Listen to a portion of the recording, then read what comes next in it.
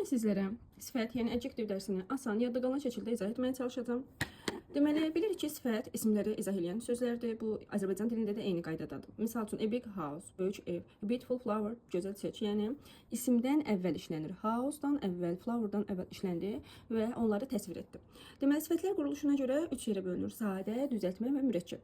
Sadə sifətlər simple adjectives, yəni yalnız bir köçdən ibarət olurlar. Small, cheap, big, bu Azərbaycan dilində də eyni qaydadadır.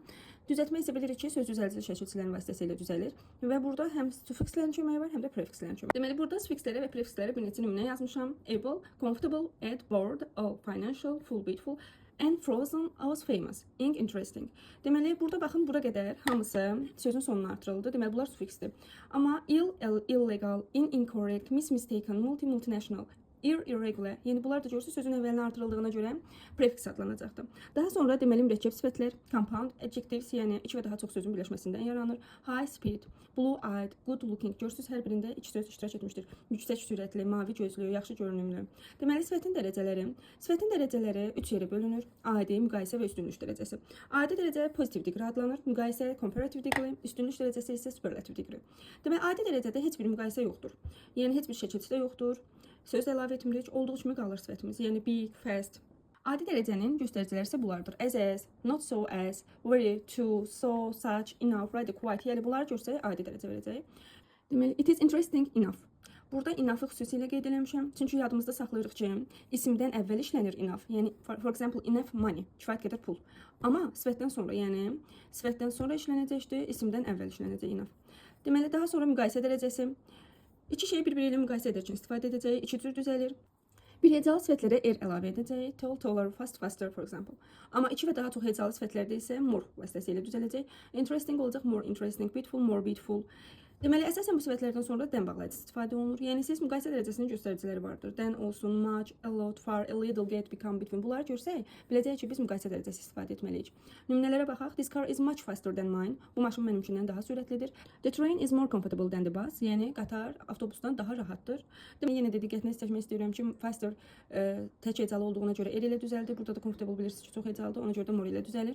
Üstünlük dərəcəsinin düzəlmə qaydasına diqqət yetirək. Deməli, üstünlük dərəcəsi də 2 yolla düzəlir. Tək hecalılarda S artıracaq, the tallest, the fastest. Amma 2 və daha çox hecalılarda isə most əlavə edəcək, the most important. Deməli, daha sonra baxırıq üstünlük dərəcəsinin əlamətlərinə. Which, in, of, ever, among. Bunları görsək biz biləcəyik ki, üstünlük dərəcəsi istifadə etməliyik. Nümunələrə baxaq. It's the most interesting book I have ever read. Görürsünüz burada I have ever, yəni ever vardı. Most interesting mütləq burada isimimiz olduğuna görə Z artıqlığını mütləq qoymalıyıq və çox hecalı olduğuna görə most ilə düzəltdik. Sonra ikinci, she's the tallest girl in the class. Yəni sifət ismə aid olduğuna görə, yanında isim olduğu üçün mütləq qarşısında Z artıqlı olmalıdır və tək hecalı olduğuna görə üstünlük dərəcəsi S vasitəsilə düzəldi və göstəricimiz isə burada in the class-dır, sinifdəki ən hündür qızdır. Baxırıq, aşağıdakı sifətlərin müqayisə və üstünlük dərəcəsi kökündən dəyişir. Yəni more, most, as, er bunlardan istifadə edilmir. Good, better, the best. Bad, worse, the worst. Much more, the most. Many more, the most. Little, less, the less. Bunları əzbərləmək lazımdır. Burada vacib bir qaydanı nəzərə yetirmək istəyirəm. The most və the best'in fərqi. Demək, yadınızda saxlayırsınız ki, the mostdan sonra sifət gəlir. The most useful book, görürsünüz. Mostdan sonra sifət gəldir. Çox faydalı kitab. Amma bestdən sonra isə sifət gələ bilməz. İsim gəlir. The best book, ən yaxşı kitab. The best friend, ən yaxşı dost. Belə. Daha sonra aşağıdakı sifətlərin müqayisə və üstünlük dərəcəsi 2 yolla düzəlir. Yəni baxın, old, older mütləq dəndən işlənir. The oldest, old, elder, the eldest. Elder isə dəndən işlənə bilməz. The eldest. Baxın, oldest-dən eldestin fərqi nədədir?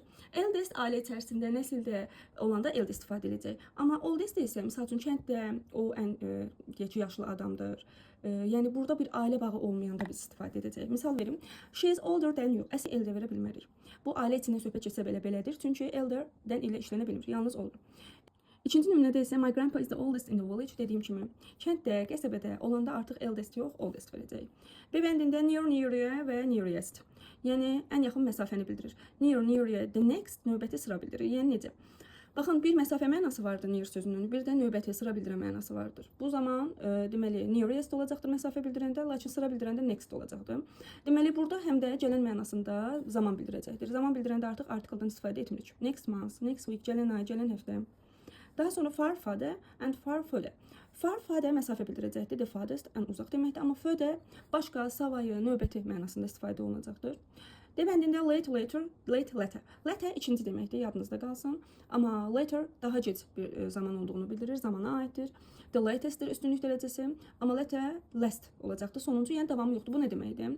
Last artıq misal üçün Nizami Gəncəvinin hər hansısa bir şeirindən danışırıqsa biz onun last poem deyəcəyik. Ona görə ki, Nizami Gəncəvi artıq həyatda yoxdur. Amma latest ən son, amma davamı var. Hansısa bir həyatda olan şairimizin hər hansısa bir ən axırıncı şeirindən yazsaq, ona the latest poem deyə bilərik. Çünki bilirik ki, həyatdadır və davamı gələ bilir. Aydındırmı? Daha sonra last zaman bildirir, bəli, next kimi. Amma bu zaman artikeldən istifadə etmirik. Sifətimiz bu qədər, keçək zərfə. Yəni zərf adverb adlanır. Çox vaxt ly şəkilçisi əlavə etməklə düzəlir. Sadə quruluşuna görə 3 növü vardır. Sadə, düzəltmə, mürəkkəb. Sadə, simple, for example, late, fast, heç bir şəkilçisi yoxdur. Düzəltmə derivativ adlanır ingilis dilində. Bir neçə şəkilçisi vasitəsilə düzəlir. Bunlardan bir neçəsini nümunə yazmışam. Ly, word, like, slowly, quickly, homework tərəf doğru demişdi, evə tərəf, dənizə tərəf, like kimi deməkdir, childlike, uşaq kimi. Bunlar düzəltmə zərflərimizdir. Mürəkkəb zərflərimiz isə 2 və daha artıq sözdən ibarət olur. Sometimes, somewhere, görürsünüz, 2 sözün iştirakı ilə yaranıbdır.